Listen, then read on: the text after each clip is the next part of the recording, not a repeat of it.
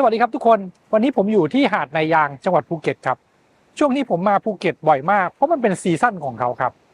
โครงการที่ผมจะพาทุกคนมาดูในคลิปนี้คือโครงการ The Balcony ของ The Titan หรือร่มโพ Property ครับซึ่งโครงการนี้เป็นโครงการติดถนนเลียบหาดนายางของ The Titan เลยครับปีนี้ผมพามาดูโครงการของ The Titan บ่อยมากครับไม่ต้องแปลกใจนะครับเพราะที่ภูเก็ต The Titan หรือร่มโพคือ developer ที่ทำโครงการเยอะที่สุดแล้วครับในภูเก็ตในปัจจุบันครับและโครงการ The Balcony โครงการนี้ถือเป็นโครงการไฮไลท์ในปีนี้ของ The Titan เลยครับ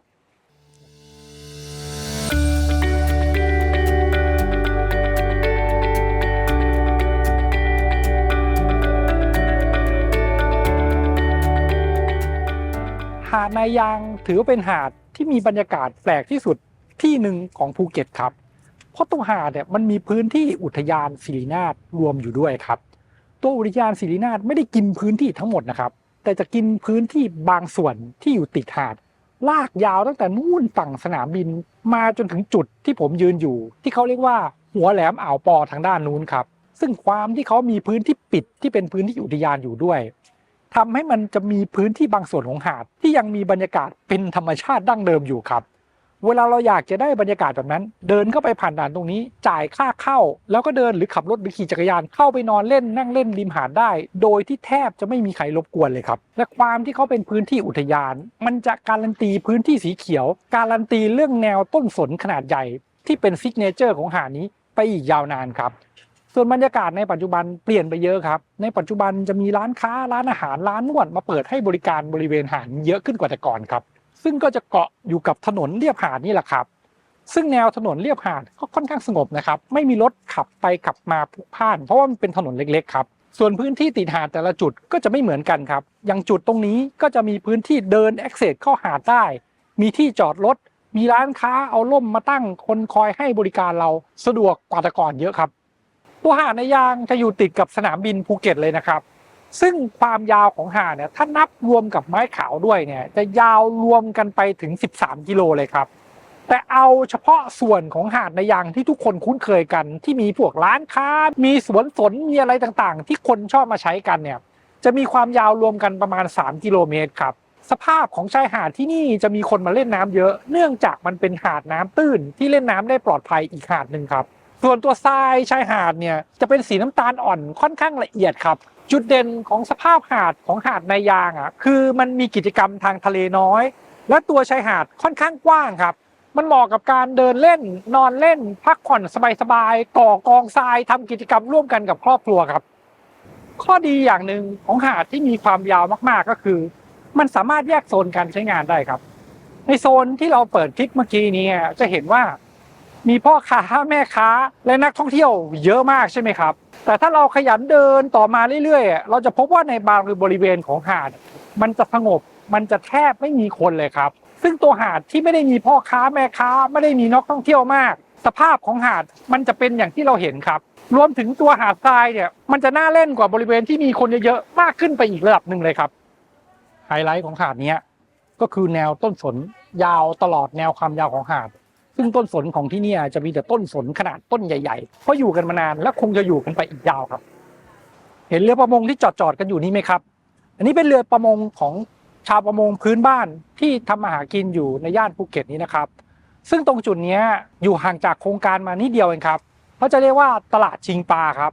ตลาดชิงปลาเป็นตลาดเช้านะครับเข้ามาตั้งแต่6 โมงเช้า7 โมงเลยซึ่งชาวประมงเขาจะเอาเรือกลับมาจากการจับปลาเมื่อตอนกลางคืนมาจอดตรงนี้แล้วเอาปลาขึ้นมาให้แม่ค้าแต่ละคนคัดปลาแยกปลาขายปลาสดๆกันที่นี่ครับร้านค้าร้านอาหารหรือแม้แต่ชาวบ้านทั่วไปหลายๆคนที่ต้องการจะซื้อปลาไปประกอบอาหารก็จะมาชุมนุมกันที่ตรงนี้แล้วก็แย่งกันซื้อหรือประมูลปลาไปเป็นบรรยากาศที่สนุกแล้วก็อยากให้ทุกคนมาดูสักครั้งครับทุกคนความที่หาดมันยาวและยิ่งพอนับต่อเนื่องไปกับหาดอื่นมันยิ่งยาวไปใหญ่ซึ่งความเป็นพื้นที่อุทยานเขาก็จะอนุรักษ์พื้นที่เป็นพื้นที่ดั้งเดิมโดยที่ไม่ได้มีภาคเอกชนเข้ามาพัฒนาพื้นที่หรือสร้างตึกสร้างอาคารอะไรเราก็เลยจะยังเห็นพวกต้นไม้ใหญ่ๆที่เป็นต้นสนเคียงคู่กับตัวหาดในยางนี้ยาวไปแบบที่เราเห็นครับแต่ความที่ตัวหาดมันมีถนนเลียบหาดใช่ไหมก็จะมีพื้นที่บางส่วนที่เป็นเหมือนกับผืนป่าต้นสนขนาดใหญ่อยู่ริมหาดในบางบริเวณซึ่งบางจุดเขาก็ดูแลไว้ได้ดีนะครับ แต่บางจุดก็ยังไม่ได้มีการดูแลได้ดีเท่าไหร่ซึ่งอันนี้ต่อไปในอนาคตเนี่ยก็จะมีภาคเอกชนและหลายๆส่วนเข้ามาช่วยกันพัฒนาแต่ละโซนให้มันดีขึ้นไปเรื่อยๆอย่างแต่ก่อนนี่มันจะดูเป็นป่าเลยนะครับแต่ในปัจจุบันหลายจุดมีการปรับพื้นที่ปรับแลนด์สเคปให้มันดูน่าใช้ขึ้นกว่าแต่ก่อนมากเลยครับ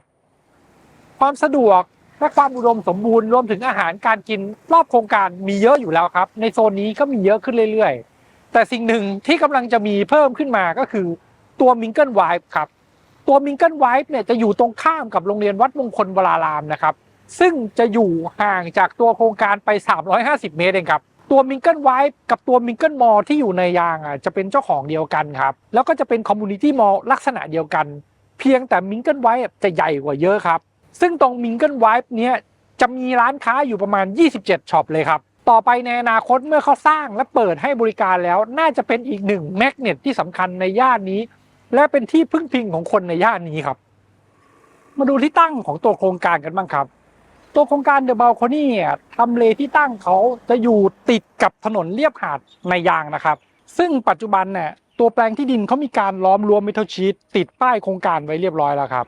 ตัวแปลงที่ดินผืนนี้มันจะไม่ได้มีแค่ตัวคอนโดมิเนียมอย่างเดียวครับแต่จะมีตัวบีชคลับด้วยซึ่งบีชคลับที่จะมาตั้งอยู่ตรงนี้ก็คือตัวสลูทครับซึ่งจะไม่ใช่แนววัยรุ่นหรือเปิดเพลงเต้นกันตลอดคืนนะครับแต่จะเป็นบีชคลับแนวครอบครัวซะมากกว่าส่วนอีกอย่างหนึ่งที่จะอยู่ในบริเวณแปลงที่ดินนี้เหมือนกันก็คือตัวโรงแรมครับซึ่งโรงแรมที่จะมาเนี่ยเขายังไม่เปิดเผยว่าเป็นแบรนด์อะไรแต่จะเป็นโรงแรมระดับ5 ดาวครับซึ่งปัจจุบันในย่านในยางนี้น่าจะมีโรงแรมระดับนี้แค่1 หรือ 2โรงแรมเท่านั้นเองครับส่วนตัวชายหาดจะอยู่ด้านนี้ครับแต่จะมีสตริปของตัวผืนป่าที่เป็นป่าต้นสนกั้นอยู่ระหว่างตัวชายหาดกับตัวโครงการนะครับซึ่งตัวป่าต้นสนตรงนี้ได้ทำ MOU ร่วมกับทางอุทยานในการปรับปรุงพื้นที่บริเวณนี้ใหม่หมดเลยโดยจะทำเป็นพื้นที่ที่จัดแลนด์สเคปใหม่ให้มันสวยงามเป็นระเบียบเรียบร้อยมี walking track รวมถึงเคลียร์พื้นที่ให้มันสะอาดน่าใช้กว่าที่เป็นอยู่ในปัจจุบันครับซึ่งก็น่าจะทำให้ลูกบ้านเดินจากหน้าโครงการลงหาดได้อย่างสะดวกใจกว่าที่เป็นอยู่ในปัจจุบันครับทุกคนครับข้อดีของทำเลตรงนี้นอกจากเรื่องพื้นที่สีเขียวที่เป็นป่าต้นสนขนาดใหญ่และตัวชายหาดที่อยู่ใกล้ๆนี้แล้วมันยังมีในเรื่องของความอุดมสมบูรณ์ด้วยครับก็คือความอุดมสมบูรณ์ในย่านที่ตั้งโครงการจะค่อนข้างพึ่งพาได้เลยครับเพราะทางฝั่งนู้นจะมีพวกร้านค้าร้านอาหารมินิมาร์ทเปิดให้บริการอยู่แล้วส่วนอีกด้านหนึ่งที่จะวิ่งเข้าไปทางสนามบินก็จะเป็นชุมชนที่มีร้านค้าร้านอาหารร้านกาแฟเปิดให้บริการให้พึ่งพาได้อยู่แล้วครับกำลังปรับพื้นที่กันอยู่เลยครับจะสังเกตว่าพื้นที่มันจะไล่ระดับสูงขึ้นไปเรื่อยๆนะครับเพราะทางด้านหลังสุดทางด้านนู้นจะเป็นเนินเขาครับดังนั้นตึกเนี่ยมันจะไล่ระนาบขึ้นไปตามความสูงของพื้นดินครับทุกคนครับจากที่เห็นแปลงที่ดินถือว่าเป็นแปลงที่ดินแปลงใหญ่เลยนะครับเพราะว่ามันเป็นแปลงที่ดินระดับประมาณ14 ไร่ถือว่าเป็นโครงการติดหาดโครงการใหญ่เลยครับเพราะว่าแปลงที่ดินติดหาดเดี๋ยวนี้มันไม่ได้หาได้ง่ายๆที่ภูเก็ตครับตัวโครงการเนี่ยเขาจะทำมาเป็น9อาคารกับอีก1อาคารจอดรถรวมเป็น10อาคารครับเขาทำห้องพักอาศัยออกมา542ยูนิตครับแต่การจะอธิบายให้ทุกคนเข้าใจได้ง่ายขึ้นว่าโครงการนี้มันมีดีที่ตรงไหนผมคงต้องพากลับไปที่สำนักงานขายกันครับอันนี้ก็จะเป็นภาพรวมคร่าวๆของทำเลโครงการนะครับแต่ถ้าใครไม่แม่นยำในทำเลภูเก็ตหรืออยากจะศึกษาหาความรู้ในเรื่องของชายหาดต่างๆหรือทำเลต่างๆของตัวภูเก็ตผมแนะนำให้ไปดูคลิปที่ผมเคยทำรีวิวทำเลและชายหาดของภูเก็ตไว้เรียบร้อยแล้วนะครับสามารถกดดูได้เลยในคลิปรายการหาบ้านให้อยู่ตอนภูเก็ตครับสำนักงานขายของโครงการจะอยู่ที่มิงเกิลในยางนะครับซึ่งจะเป็นคอมมูนิตี้มอลล์ของทางเดอะไทเทิลนั่นแหละครับส่วนตัวสำนักงานขายเขาจะอยู่ติดกันเลยจะเป็นอาคารเดียวกันนี่แหละครับซึ่งเวลาเรามาก็จอดรถหน้าสำนักงานได้สะดวกแล้วเข้าไปดูข้อมูลข้างในได้เลยครับตอนนี้โครงการเขาเพิ่งเปิดตัวเราคงต้องพึ่งโมเดลกันในการทำความเข้าใจโครงการนะครับรออีกสัก2 ปีโครงการเขาทำเสร็จแล้วผมคิดว่าผมจะมีโอกาสกลับมาพาเดินทัวร์โครงการของจริงกันอีกทีหนึ่งครับนี่คือ9+1อาคารที่วางอยู่บนเนื้อที่ดินเกือบ14 ไร่ของเดอะบัลคอนี่ครับตัวโครงการจะมีอยู่2ฝั่ง2ด้านที่สำคัญนะครับก็คือด้านหน้าทางฝั่งนี้เวลาเรา access เข้าออกอาคารโดยใช้รถหรือมาที่โครงการจะเข้าจากด้านนี้ครับส่วนอีกด้านหนึ่งทางด้านนี้จะเป็นด้านที่อยู่ติดกับถนนเลียบหาดในยางครับเขาก็จะมีทางเข้าออกอีกจุดหนึ่งทางด้านนี้ครับซึ่งเวลาเราจะเดินไปหาดหรือใช้ชีวิตในย่านนี้เข้าออกทางด้านนี้คือสำคัญที่สุดครับ ทุกคนครับตัวโครงการนี้อารมณ์มันจะไม่ได้เหมือนกับตึกทั่วๆไปโครงการทั่วๆไปที่มันเหมือนกับตึกงอกขึ้นมาจากดินครับแต่ตัวโครงการเนี่ยอารมณ์มันจะคล้ายลากูนครับก็คือมันเหมือนตึก floating หรือลอยอยู่บนน้ำครับเขาจะมีสระน้ำสระว่ายน้ำรายรอบอาคารเกือบจะทั้งหมดเลยครับจะมีแค่บางจุดเท่านั้นที่เป็นพวกทางเดินทาง access เข้าออกหรือเป็นพวก facility ที่จำเป็นที่จะต้องอยู่บนดินเช่นพวกสวนถึงจะไม่ได้เป็นส่วนที่เป็นน้ำครับดังนั้นอารมณ์เวลาอยู่อาศัยที่นี่แต่ละตึกจะทำตัวเหมือนตัวเองเป็นเกาะอยู่กลางน้ำครับส่วนการแบ่งพื้นที่ของตัวโครงการนี้ถือว่าจัดหนักจัดมาโหดจัดมาเยอะมากครับเพราะว่าเนื้อที่ของโครงการทั้งหมดที่เกือบ14ไร่มัน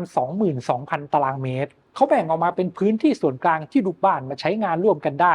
ประมาณ 13,000 ตารางเมตรหรือคิดเป็น 60% ครับพื้นที่อีก 40% ถึงเป็นอาคารที่พักอาศัยซึ่ง 60% ที่เขาจัดมาให้จะแบ่งออกเป็น 4,900 ตารางเมตรเป็นพื้นที่ Facility ส่วนกลางที่เป็น Common Area ใช้งานต่างๆส่วนอีก 4,400 ตารางเมตรจะเป็นพื้นที่สีเขียวปลูกต้นไม้ทำเป็นสวนอะไรพวกนี้ครับและที่เหลืออีก 3,900 ตารางเมตรจะเป็นพื้นที่สระน้ำครับส่วนพื้นที่ส่วนกลางที่เขาเตรียมมาให้จะแยกเป็นแบบ Indoor และ Outdoor ครับส่วนที่เป็น Outdoor จะมีอยู่ 23 รายการส่วน Indoor มี 30 รายการครับตัวโครงการเขาจะแบ่งออกมาเป็น 3 โซนครับแต่ละโซนเหมาะกับการใช้ชีวิตและการพักอาศัยที่แตกต่างกันครับโซนแรกจะอยู่ติดหาดมี4อาคารกลุ่มนี้ครับก็คืออาคาร C D E F อันนี้เรียกว่า Costa Zone ครับส่วนโซนที่2อยู่ทางด้านนี้ครับโซนนี้จะเป็นโซนติดกับทางฝั่ง Asset เข้าออกครับซึ่งจะมีอยู่3อาคารครับก็คืออาคาร A อาคาร H แล้วก็อาคาร I ครับอันนี้เรียกว่า Foresta Zone ครับซึ่งโซนนี้จะเหมาะกับคนที่มีสัตว์เลี้ยงหรือครอบครัวที่มีเด็กครับเพราะว่าตึก I กับตึก H สามารถให้เลี้ยงสัตว์ได้เป็น Pet Friendly ครับส่วน Facility สำหรับเด็กพวกสนามเด็กเล่นอะไรต่างๆก็จะอยู่ในบริเวณนี้ด้วยส่วนโซนตรงกลางเป็นโซนที่เหมาะกับคนที่ไม่อยากชุ่มกับเด็กและสัตว์เลี้ยงและต้องการใช้ชีวิตที่ค่อนข้างแอคทีฟหน่อยครับโซนนี้จะเรียกว่าโซนลากูน่าครับมีอยู่2อาคารครับอาคารที่ใหญ่ที่สุดคืออาคาร B อีกอาคารหนึ่งก็คืออาคาร G ครับส่วนตึกที่เป็นที่พักอาศัยทั้ง9ตึกจะมีความสูงที่แตกต่างกันนะครับตึกที่อยู่ในกลุ่มคอสตาโซนเนี่ยจะเป็นส่วนที่อยู่ใกล้ชายหาดเขาทำสูง4ชั้นครับส่วนตึกที่อยู่ถัดมาทางด้านนี้ทั้ง2กลุ่มจะเป็นตึกที่มีความสูง5ชั้นครับทีนี้เรามาดูส่วนของ Facility ที่แทรกกระจายให้ใช้งานอยู่ในแต่ละตึกกันบ้างครับเริ่มจากทางด้านนี้ครับทางด้านนี้จะเป็นโซนคอสตาซึ่งอยู่ใกล้กับชายหาดใช่ไหมครับดังนั้นเนี่ยเขาจะมีประตูทางเข้าออกอยู่ทางด้านนี้ที่เป็นประตูเข้าออกได้เฉพาะลูกบ้านนะครับส่วนตรงนี้ที่อยู่ใกล้กันจะเป็นศาลาพาวิเลียนเป็นศาลานั่งพักซึ่งสามารถเทควิวไปยังส่วนของตัวหาดได้ครับส่วนถัดจากพาวิเลียนจะเป็นลานโยคะครับแล้วถัดออกไปจะเป็นลานหาดทรายที่เขาเอาไว้นอนอาบแดดได้ครับ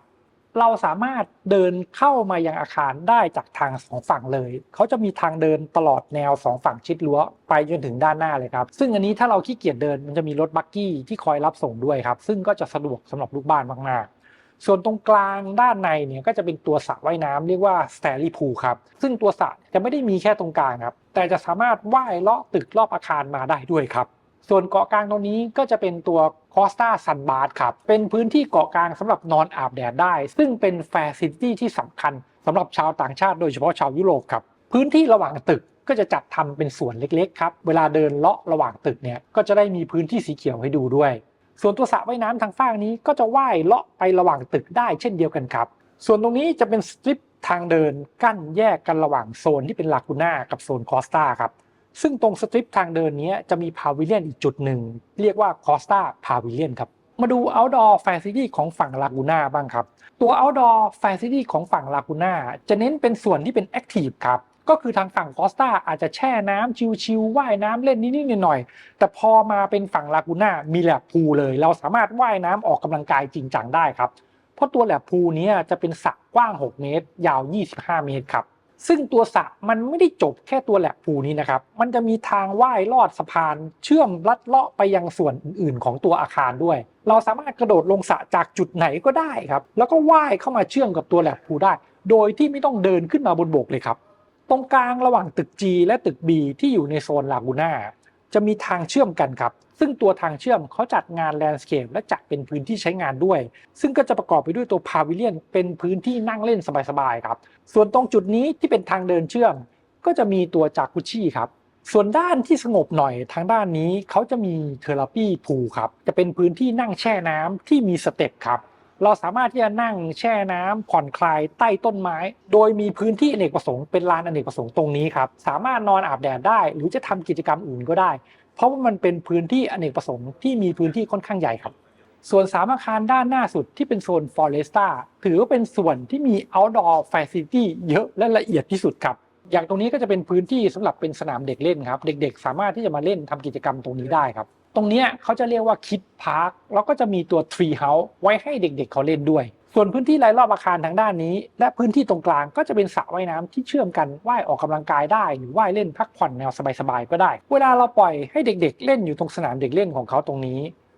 พ่อแม่ผู้ปกครองสามารถมาใช้พื้นที่ตรงนี้ได้ครับตรงนี้เป็นพื้นที่ลานอเนกประสงค์ที่ทำเป็นซันบาร์ได้ด้วยซึ่งพื้นที่ติดกันก็จะเป็นสระเด็กสำหรับเด็กเล็กครับตรงนี้จะมีทางเชื่อมเล็กๆเดินเข้ามาตรงส่วนที่เป็นเกาะกลางแล้วก็จะมีตัวสระอันนึงที่เขาเรียกว่าคลิฟพูลมันเป็นสระยกระดับขึ้นมาครับตัวสระตรงกลางตรงนี้จะแปลกกว่าสระตรงกลางส่วนอื่นๆนะครับตรงที่ว่าตรงนี้จะมีพวก water feature ด้วยเพราะว่าอย่างที่บอกครับมันเป็นโซนที่เอาไว้สำหรับครอบครัวดังนั้นมันควรจะมีจุดที่ทำให้เด็กๆเขารู้สึกว้าวรู้สึกตื่นเต้นในการเล่นน้ำบ้างครับส่วนถัดมาทางด้านนี้ตรงนี้ก็จะเป็นลานอเนกประสงค์อีกอันนึงที่เป็นลานขนาดใหญ่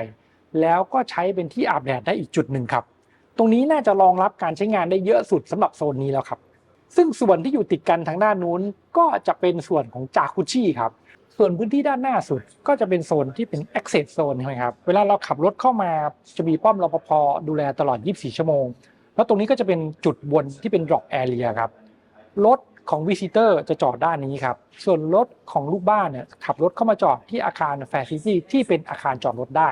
ตรงนี้รองรับการจอดรถได้153คันครับส่วนด้านหน้าตรงนี้ก็จะมีส่วนที่เป็นสตริปเล็กๆให้เราเดินภายใต้ร่มไม้ลัดเลาะผ่านตัวอาคารต่างๆไปได้จนถึงตัวหาดเลยครับส่วนถ้าเราไม่อยากจะเดินก็เรียกรถกอล์ฟที่เขามีให้บริการให้ไปส่งยังอาคารที่เราพักอาศัยก็ได้เช่นเดียวกันครับที่โครงการเขาจะมีทั้งส่วนของ reception แล้วก็ concierge คอยให้บริการลูกบ้านอยู่แล้วครับซึ่งอันนี้ถือว่าเป็นหัวใจสำคัญของทุกโครงการของไตเติ้ลเพราะเขาจะมีเซอร์วิสคอยดูแลลูกบ้านตั้งแต่ day 1ที่ลูกค้าเริ่มต้นจองด้วยซ้ำไม่ใช่เมื่อย้ายเข้ามาอยู่นะครับส่วน indoor facility 30 อย่างจะแยกกระจายอยู่3จุดครับจุดแรกก็จะอยู่ที่อาคารจอดรถครับจุดที่2จะอยู่ที่ตึก A ครับส่วนจุดที่3จะอยู่ที่ตึก B ครับซึ่ง indoor facility ทั้ง30อย่างเดี๋ยวผมจะลิสต์ไว้ให้ดูนะครับเพราะคงพาดูได้ไม่หมดและมันอยู่ภายในตัวโมเดลไม่สามารถที่จะเปิดโมเดลให้ทุกคนดูได้ครับแต่หลักๆเลยเนี่ยที่ด้านหน้าก็จะมีตัวล็อบบี้เล้าตามมาตรฐานของโครงการดีๆทั่วไปครับส่วนภายในจะมีทั้งยิมมีทั้งบ็อกซิ่งโซนแล้วก็จะมีตัวซาวน่าและออนเซ็นด้วยครับส่วนเด็กๆก็จะมีห้องเพลย์รูมที่มีบอร์ดเกมโซนไว้ให้ด้วยรวมถึงมีพื้นที่ใช้งานภายในอีกหลายอย่างที่เหมาะกับทั้งคนโสดและคนที่มากับครอบครัวครับทุกคนครับสุดท้ายจากโมเดลที่ผมอยากจะอธิบายทุกคนฟังก็คือพื้นที่สตริปตรงนี้ครับพื้นที่สตริปตรงนี้จะเป็นพื้นที่ไม่ใช่ของเอกชนนะครับแต่จะเป็นพื้นที่ที่เป็นส่วนหนึ่งของอุทยานศิรินาถครับซึ่งพื้นที่ตรงนี้ต่อไปจะถูกพัฒนานะครับในปัจจุบันกำลังมีการไล่พัฒนาพื้นที่โซนนี้ให้กลายเป็นพื้นที่ให้เราสามารถที่จะมาเดินเล่นใต้ต้นสนได้อย่างปลอดภัยและสวยงามครับดังนั้นการ access จากตัวโครงการเดินข้ามถนนนิดหน่อยผ่านพื้นที่ที่ต่อไปจะมีการจัดแลนด์สเคปใหม่หมดแล้วอีกนิดเดียวก็เดินลงสู่หาดได้เลยครับ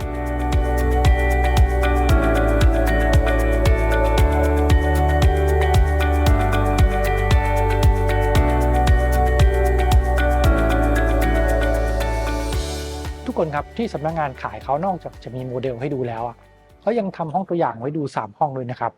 แต่ไม่ใช่ทั้งหมดเพราะว่าห้องตัวอย่างของที่นี่จะมีอยู่3กลุ่มครับก็คือกลุ่มห้อง one bedroom กลุ่มห้อง two bedroom แล้วก็กลุ่มห้อง three bedroom penthouse ครับซึ่งแต่ละกลุ่มห้องเนี่ยก็จะมีห้องแยกย่อยออกไปอีกหลายรูปแบบนะครับส่วนราคาเริ่มต้นของที่นี่จะอยู่ที่ 4.9 ล้านบาทหรือประมาณ 150,000 บาทต่อตารางเมตรครับ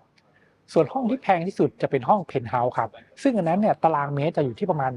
190,000 บาททำให้ราคาต่อห้องจะอยู่ประมาณ25ล้านถึง26ล้านบาทครับแต่ห้องที่มี value มากที่สุดสำหรับที่นี่จะเป็นห้องที่อยู่ชั้น1ที่เป็น pool access ครับซึ่งห้องที่เป็น pool access เนี่ยราคาก็ไม่ได้สูงมากครับ ก็จะอยู่ประมาณช่วง 160,000 ถึง 170,000 บาทเองซึ่งถ้าเกิดว่าใครอยากจะเลือกห้องไว้อยู่เองหรืออยากจะได้ห้องที่มันมี value มากๆผมแนะนำให้เลือกห้องที่อยู่ชั้น1ที่เป็น Pool Access ก่อนครับเพราะว่าห้องพวกนี้มันจะหมดก่อนเพื่อนเลยและมันมักจะเป็นห้องที่ทำราคาเช่าได้สูงสุดด้วยครับมาดูห้องตัวอย่างห้องแรกกันครับห้องนี้จะเป็นห้อง one bedroom size เริ่มต้นนะครับขนาดจะอยู่ที่ประมาณ35 ตารางเมตรครับที่นี่เขาจะขายแบบ fully furnished นะครับซึ่งเวลาเราเดินเข้ามาจะเห็นว่าประตูเขาจะติดตัว Digital Door Lock มาให้ตั้งแต่แรกเลยครับส่วนพื้นที่ภายในห้องเวลาเดินเข้ามาจุดแรกที่เราจะเจอก็คือตัวแผ่นที่ครัวครับซึ่งเป็นครัวเปิดดังนั้นเนี่ย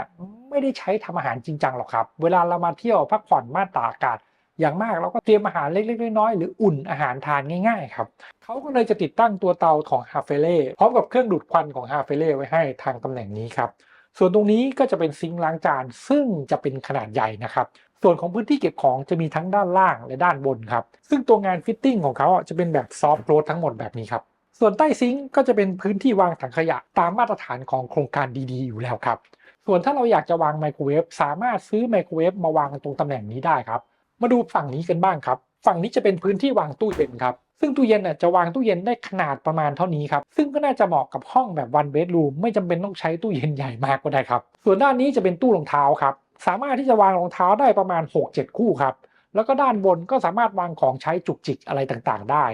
โต๊ะกินข้าวจะเป็นโต๊ะกินข้าวขนาดเล็กสำหรับนั่งได้2 คนครับส่วนพื้นที่ที่อยู่ติดกันทางด้านนี้จะเป็นพื้นที่นั่งเล่นเป็นโซฟาขนาดเล็กจุดเด่นที่เป็นไฮไลท์ที่สำคัญของโครงการบ้านตากอากาศที่พัฒนาโดย The Titan ก็คือตัวระเบียงครับตัวระเบียงที่เขาให้มาจะกั้นด้วยประตูที่สามารถเปิดออกมาได้แบบนี้ครับข้างนอกเนี่ยจะมีพื้นที่ของระเบียงแยกออกมาเป็น2 โซนครับโซนแรกจะแคบๆหน่อยอันนี้เขาจะติดตัวคอยล์ร้อนเป่าลมร้อนออกไปทางด้านนอกครับพื้นที่ด้านล่างเขาติดตั้งปลั๊กไว้ให้เผื่อเราจะวางเครื่องซักผ้าก็สามารถที่จะวางตรงนี้ได้ครับส่วนที่สำคัญมากๆของตัวระเบียงของที่นี่ก็คือมันจะมีระเบียงส่วนที่ยื่นออกมาเป็นพื้นที่แบบนี้เพื่อให้สามารถที่จะวางตัวเก้าอี้สำหรับนอนเล่นอาบแดดพร้อมกับวาง Coffee Table ข้างนอกได้แบบนี้ครับซึ่งห้องของที่โครงการ The Balcony ทั้งหมดจะเป็นระเบียงลักษณะนี้เพียงแต่จะมีความกว้างที่แตกต่างกันครับส่วนของห้องนอนจะอยู่ทางด้านนี้ครับตัวห้องนอนจะเป็นประตูบานสวิงกั้นแบบนี้นะครับพอเปิดประตูเดินเข้ามาก็จะเห็นที่เขาวางเตียงไว้จะเป็นเตียง5 ฟุตครับส่วนปลายเตียงจะมีระยะเหลือไม่มากเวลาจะติดทีวีจะใช้เป็นทีวีแขวนผนังครับห้องนอนที่เป็นห้องวันเบดรูมมันจะมีอยู่2 ไซส์ครับไซส์นี้จะเป็นไซส์เริ่มต้นพื้นที่ด้านข้างเตียงจะเหลืออยู่นิดเดียวพอให้วางโต๊ะหัวเตียงได้อันหนึ่งครับแต่มันจะมีห้องวันเบดรูมอีก type หนึ่งเรียกว่า one bedroom L ครับซึ่งตัวห้องนั้นเนี่ยมันจะมีพื้นที่ยาวออกไปอีกนิดนึงทำให้พื้นที่ตรงนี้สามารถวางเคาน์เตอร์ยาวเพื่อเอาไว้สำหรับนั่งอ่านหนังสือพิมพ์คอมทำนู่นทำนี่ที่ตรงพื้นที่ติดหน้าต่างทางด้านนี้ได้ครับตัวห้องวันเบดรูมที่มันยาวขึ้นพื้นที่มันเพิ่มขึ้นมาอีกไม่มากครับทำให้เราจ่ายเงินเพิ่มอีกไม่เยอะครับดังนั้นถ้าเกิดว่าเราสามารถที่จะเลือกได้เลือกห้องที่มีขนาดใหญ่ขึ้นมันน่าจะอยู่สบายขึ้นอยู่แล้วครับห้องน้ำจะอยู่ภายในห้องนอนครับเปิดประตูเข้ามาส่วนที่เราจะเจอก็คือส่วนของเคาน์เตอร์อ่างล้างหน้าแบบนี้ครับตัวอ่างล้างหน้าจะได้ของโนวาบาร์ครับส่วนพวกก๊อกอะไรต่างๆจะได้เป็นของโคเลอร์ครับตัวกระจกจะเป็นกระจกของฟ็อกโกซึ่งอันนี้จะมีปุ่มสำหรับกดให้มันเปิดไฟเวลาเราส่องหน้าตัวเองมันจะได้มีไฟโกลอยู่รอบๆทำให้เราเห็นหน้าตัวเองชัดครับส่วนโถสุขภัณฑ์ก็จะได้เป็นของโคเลอร์เช่นเดียวกันครับตัวส่วนอาบน้ำจะเป็นชาวเวอร์บ็อกที่ติดตั้งตัวเลนชาวเวอร์มาให้เรียบร้อยแล้วครับห้องที่น่าสนใจมากๆอีกห้องหนึ่งจะเป็นห้อง one bedroom plus ห้องนี้ครับซึ่งขนาดของห้อง one bedroom plus จะอยู่ที่ประมาณ45 ตารางเมตรครับทำไมผมถึงบอกว่าห้อง one bedroom plus มันน่าสนใจเพราะว่าห้องนี้มันเป็นห้องหน้ากว้างครับแล้วมันก็จะมีห้องอเนกประสงค์ห้องหนึ่งที่เราทำเป็นห้องนอนเล็กได้หรือจะปรับเป็นห้องทำงานก็ได้บางคนมาอยู่ภูเก็ตก็จริงแต่บางทีต้องทำงานด้วยห้องนี้มันก็เลยอเนกประสงค์มากสามารถใช้ปรับเป็นห้องทำงานเล็กๆของเราได้ครับห้องนี้เลเยอร์จะไม่เหมือนกับห้อง one bedroom ปกติเลยนะครับเพราะว่าพอพื้นที่มันเป็นห้องแนวกว้างวิธีการจัดเขาจะแตกต่างกันไปเลยครับพอเดินเข้ามาเราจะเจอตู้ที่ตรงนี้เอาไว้เก็บรองเท้าด้านบนเอาไว้วางข้าวของต่างๆหรือของที่เราจะหยิบออกไปข้างนอกครับส่วนทางด้านนี้จะเป็นส่วนของครัวครับซึ่งเคาน์เตอร์ครัวจะได้เป็นเคาน์เตอร์ครัวยาวแบบนี้เลยตัวสเปคของห้องครัวอะไรต่างๆเนี่ยจะคล้ายกับของห้อง one bedroom ครับ แต่ขนาดของที่ได้จะแตกต่างกันอย่างเช่นตัวเตาก็จะได้เตาที่ใหญ่กว่าครับมี4หัวสามารถทำอาหารได้จริงจังมากขึ้นครับส่วนพื้นที่เก็บของก็มีมากขึ้นอยู่แล้วเพราะขนาดมันใหญ่ขึ้นครับแต่ตัวซิงค์จะเป็นซิงค์ขนาดเท่าเดิมเพราะมันเป็นซิงค์ที่ใหญ่อยู่แล้วครับส่วนตู้เย็นที่อยู่ติดกันก็วางตู้เย็นขนาดใหญ่ขึ้นได้เยอะครับโต๊ะรับประทานอาหารก็วางเป็นโต๊ะรับประทานอาหารขนาด4ที่นั่งตรงส่วนที่อยู่ติดกันทางด้านนี้เป็นพื้นที่ living area เล็กๆครับก็วางเป็นโซฟาสำหรับนั่ง2คนครับระยะดูทีวีไม่ได้ไกลมากดังนั้นไม่ต้องซื้อทีวีใหญ่ครับวางทีวีขนาดสัก45-50 นิ้วก็เพียงพอแล้วส่วนที่อยู่ติดกันทางด้านนี้เป็นระเบียงครับแต่เวลาเรา access ออกมาที่ระเบียงจะเจอกับส่วนที่ไม่ได้เป็นส่วนที่กว้างนะครับตรงนี้จะเป็นจุดที่แยกระหว่าง2โซนครับโซนนี้จะเป็นโซนที่วางคอยร้อนเป่าลมร้อนออกไปทางด้านนอกสามารถวางเครื่องซักผ้าตรงนี้ได้เช่นเดียวกับห้องone bedroomครับส่วนระเบียงเวลาเราเดินอ้อมมานิดนึงถึงจะเป็นพื้นที่พักผ่อนนั่งเล่นที่สามารถวางชุดเก้าอี้ outdoor ได้แบบนี้ครับมาดูพื้นที่ใช้งานทางด้านนี้บ้างครับทางด้านนี้ก็จะมีพื้นที่ที่เป็นห้องนอนห้องอเนกประสงค์แล้วก็ห้องน้ำครับตัวห้องน้ำจะสามารถ access ได้2ทางครับทางแรกก็คือเปิดประตูเข้าออกจากส่วนของ living area ครับซึ่งอันนี้เข้ามาจะได้เป็นสเปคของอ่างล้างหน้ากระจกโถสุขภัณฑ์ส่วนอาบน้ำเหมือนห้องone bedroomเลยครับส่วนที่แตกต่างกันก็คือมันสามารถเปิดประตูใช้งานเข้าออกได้2ฝั่งครับก็คือฝั่ง living area กับอีกฝั่งหนึ่งก็คือส่วนของห้องนอนหลักครับตัวห้องนอนจะอยู่ทางด้านนี้ครับพอเปิดประตูเข้ามาเราจะเจอเตียงที่ใหญ่ขึ้นจากห้องone bedroomครับตรงนี้จะวางเป็นเตียง6ฟุตปลายเตียงติดทีวีแขวนผนังได้พื้นที่ข้างเตียงทางด้านนู้นเหลือไม่มากครับวางโต๊ะหัวเตียงได้อันเดียวส่วนตู้เสื้อผ้าจะอยู่ทางด้านนี้ครับส่วนห้องน้ำสามารถ access ได้จากทางห้องนอนครับซึ่งเปิดประตูเข้ามาก็จะมาเจอส่วนของห้องน้ำตรงพื้นที่แบบนี้ครับตัวห้องนี้มันยืดหยุ่นครับเพราะว่าห้องอเนกประสงค์ที่อยู่ติดกันอาจจะมีเพื่อนมีน้องหรือมีลูกเรามาพักด้วยดังนั้นการที่ประตูเปิดเข้าห้องน้ำมันเปิดได้2ฝั่งมันก็ทำให้คนทั้ง2ห้องสามารถ access เข้าห้องน้ำได้โดยสะดวกที่สุดครับมาดูส่วนสุดท้ายคือห้องอเนกประสงค์ที่ทำให้ห้องนี้เรียกว่า one bedroom plus กันครับตัวห้องอเนกประสงค์เนี่ยขนาดมันเท่าที่เห็นครับซึ่งสิ่งที่เขาทำออกมาให้เราดูก็คือเขาวางเตียง3 ฟุตครึ่งตรงนี้ได้ตรงนี้สามารถวางเป็นโต๊ะอเนกประสงค์ซึ่งวิธีการตกแต่งของเขาถือว่าน่าสนใจแล้วก็เหมาะกับสภาพปัจจุบันครับเพราะว่าเจ้าของห้องเนี่ยสามารถที่จะมาใช้ห้องนี้เป็นห้องทำงานได้หรือวันไหนมีแขกมาหามีคนมาเยี่ยมก็สามารถให้เขาใช้ห้องนี้เป็นห้องนอนก็ได้ครับห้อง one bedroom plus มันก็เลยเป็นห้องที่น่าสนใจและก็ยืดหยุ่นเอามากๆสำหรับโครงการนี้ครับห้องตัวอย่างห้องสุดท้ายที่ผมอยากจะพามาดูคือห้อง two bedroom ครับห้องนี้จะเป็นห้องขนาด 62.7 ตารางเมตรเขาจัดออกมาให้มี2ห้องนอน2ห้องน้ำเหมาะกับการอยู่กันแบบครอบครัวที่ลูกโตขึ้นมาหน่อยครับหรืออาจจะเป็นพี่น้องอยู่ด้วยกันเพราะว่าตัวห้องมันมีพื้นที่ common area ที่อยู่ตรงกลางที่ใช้งานพร้อมกันได้ 3-4 คนได้โดยไม่อึดอัดครับตรงกลางห้องจะเป็นโต๊ะรับประทานอาหารครับซึ่งจัดออกมาเป็น4ที่นั่งครับตู้เย็นใส่เป็นตู้เย็นขนาดใหญ่ได้ส่วนตัวครัวสเปคเหมือนกันกับห้อง one bedroom plus เมื่อกี้นะครับเพียงแต่จะเป็นเคาน์เตอร์ตัว L เท่านั้นเองครับห้องนอน2ห้องจะถูกแยกออกจากกันซ้ายขวาแบบนี้ครับส่วนตรงกลางทางด้านนี้จะเป็นพื้นที่นั่งเล่นซึ่งโซฟาจะได้เป็นโซฟาที่ใหญ่ขึ้นครับส่วนทีวีจะวางบนไซด์บอร์ดหรือจะแขวนผนังก็ได้มันมีระยะมีพื้นที่เพียงพอที่สามารถที่จะทำได้ครับระเบียงของห้องนี้จะอยู่ทางฝั่งนี้ครับซึ่งตัวระเบียงก็จะเหมือนกับระเบียงของห้องอีก2ห้องที่ผมพามาให้ทุกคนดูครับก็คือเขาจะมีพื้นที่ของคอยร้อนแยกออกไปต่างหากมีพื้นที่สำหรับวางเครื่องซักผ้าอยู่ใต้คอยร้อนเรียบร้อยครับส่วนพื้นที่ตรงนี้ก็จะเป็นพื้นที่ยื่นออกไปเพื่อที่สามารถจะวางเก้าอี้หรือวางพวกเตียงนอนอาบแดดได้บนระเบียงซึ่งถือว่าเป็นสิ่งที่สำคัญมากสำหรับลูกค้าที่เป็นชาวยุโรปครับห้องนอน2ห้องที่แยกออกจากกันเนี่ยขนาดและวิธีจัดไม่เหมือนกันนะครับห้องนอนห้องนี้จะมีประตูเปิดเข้าจากทางด้านนี้ครับเปิดเข้ามาจะเห็นเขาวางเป็นเตียง5 ฟุตไว้ให้พื้นที่ข้างเตียงทางด้านนู้นไม่เยอะระยะดูทีวีปลายเตียงเหลือนิดเดียวครับถ้าไม่จำเป็นก็ไม่ต้องติดทีวีครับส่วนฝั่งหัวเตียงทางด้านนี้ก็จะเป็นโต๊ะแต่งตัวแต่งหน้าอเนกประสงค์มีตู้เสื้อผ้าขนาดไม่ได้ใหญ่มากวางอยู่ทางด้านนี้ครับส่วนห้องน้ำสามารถเข้าออกได้จากทางห้องนอนและจากทางห้องนั่งเล่นครับซึ่งเวลาเปิดประตูเข้ามาก็จะเห็นว่าตัวสเปคของห้องน้ำมันเหมือนกันกับห้องอื่นๆที่เราไปดูกันมานะครับเพียงแต่มันมีประตู2 ชุดชุดแรกเปิดเข้าออกจากส่วนของห้องนอนอีกชุดหนึ่งเปิดเข้าออกจากส่วนของ living ครับห้องนอนอีกห้องอยู่ฝั่งนี้ครับซึ่งเป็นห้องนอนที่ใหญ่ขึ้นครับ พอเปิดประตูเข้ามาเราจะเจอส่วนที่เขาวางไว้เป็นเตียง6ฟุตครับซึ่งพื้นที่ในห้องนี้มันเยอะกว่าห้องนอนเมื่อกี้นิดหน่อยครับดังนั้นปลายเตียงเขาก็เลยติดเป็นทีวีแขวนผนังได้ส่วนพื้นที่ด้านข้างที่ติดกับส่วนหน้าต่างเขาก็จะทำเป็นเบนช์ยาวที่มีพื้นที่เก็บของใต้เบนช์ครับส่วนพื้นที่ทางด้านนี้ก็จะเป็นโต๊ะแต่งตัวแต่งหน้าอเนกประสงค์รวมถึงตู้เสื้อผ้าที่ขนาดไม่ได้ใหญ่มากครับห้องนอนห้องนี้จะมีห้องน้ำในตัวประตูเปิดเข้าออกได้แค่จุดเดียวจากส่วนของห้องนอนนี้เท่านั้นครับส่วนภายในมีวัสดุอุปกรณ์และวิธีการจัดเหมือนกันกับห้องน้ำห้องอื่นๆครับ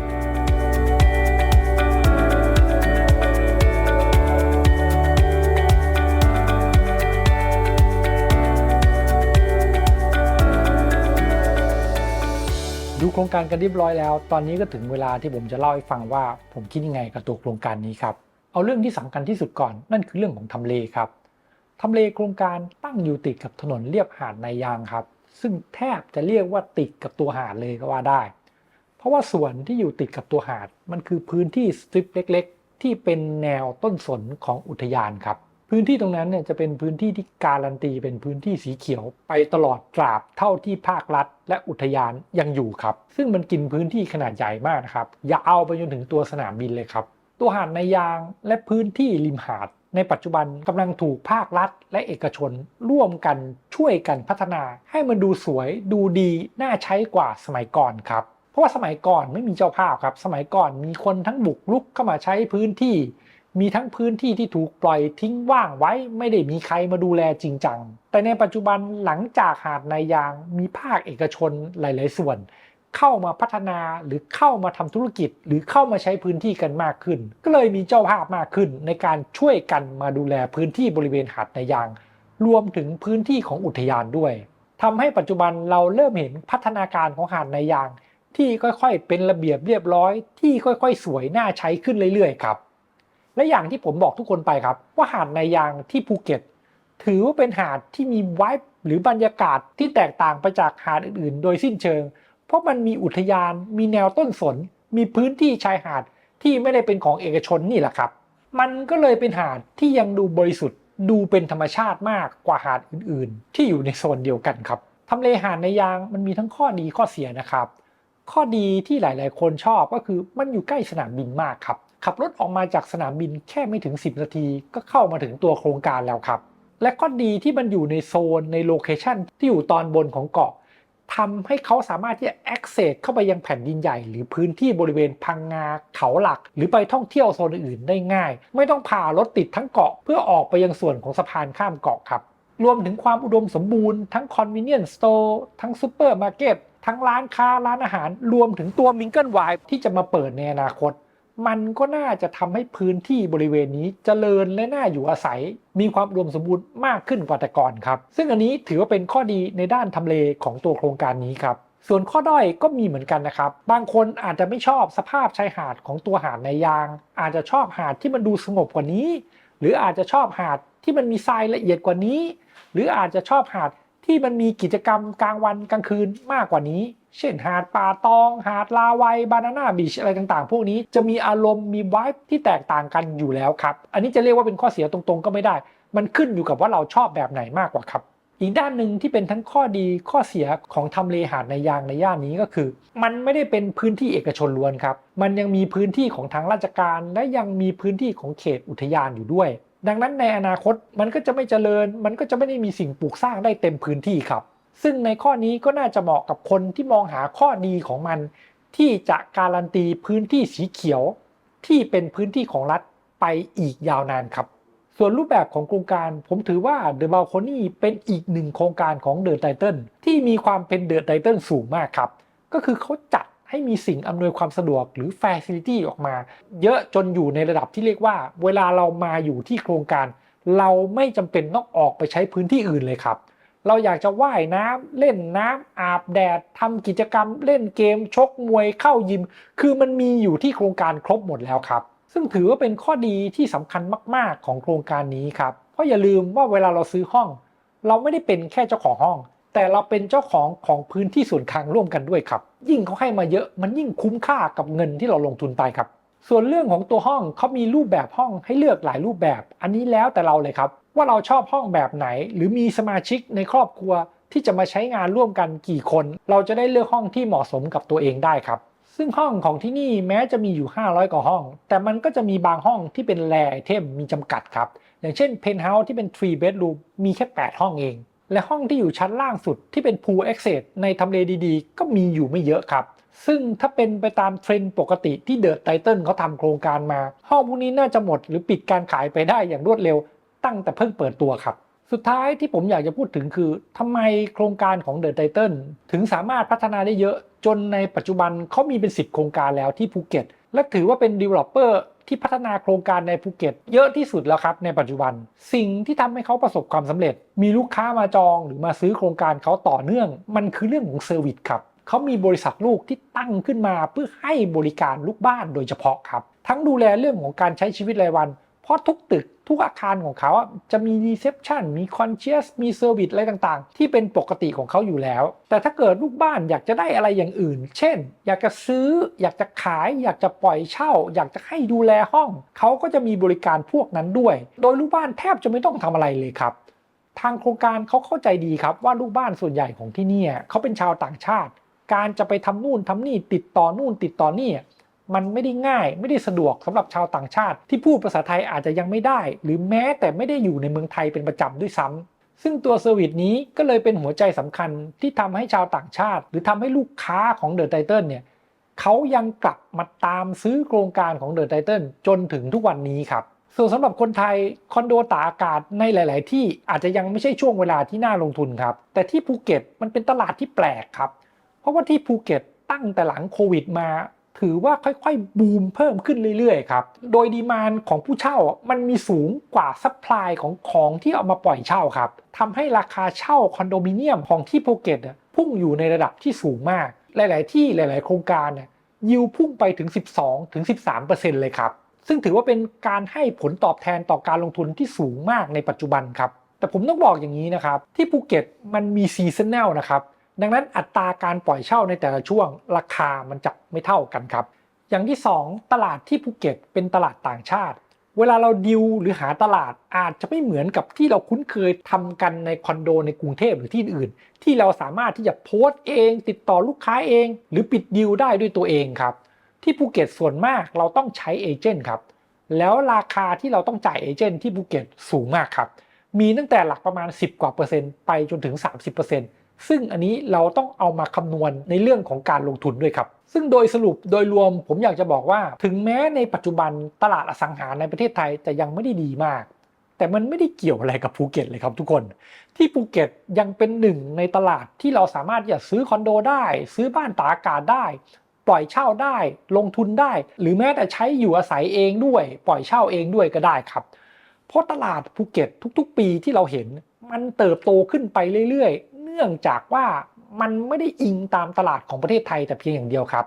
แต่ภูเก็ตเป็นตลาดที่อิงอยู่กับตลาดโลกครับมันก็เลยยังเป็นหนึ่งในโลเคชันที่สามารถลงทุนได้เติบโตได้ในอนาคตครับและนี่ก็เป็นทั้งหมดที่ผมพาทุกคนมาดูในวันนี้ครับสำหรับใครที่ไม่อยากจะพลาดชมรายการหรืออยากจะติดตามรายการย้อนหลังอย่าลืมเข้าไปกด subscribe ในช่อง YouTube Channel หรือจะติดตามผ่าน Facebook Fanpage Mr. O ก็ได้ครับสุดท้ายผมย้ำอีกทีนึงนะครับใครที่ยังไม่แม่นยำเรื่องทำเลภูเก็ตเข้าไปดูรีวิวเจาะลึกโลเคชั่นของภูเก็ตที่ผมเคยทำเอาไว้แล้วก่อนที่จะตัดสินใจซื้อคอนโดที่นี่ครับ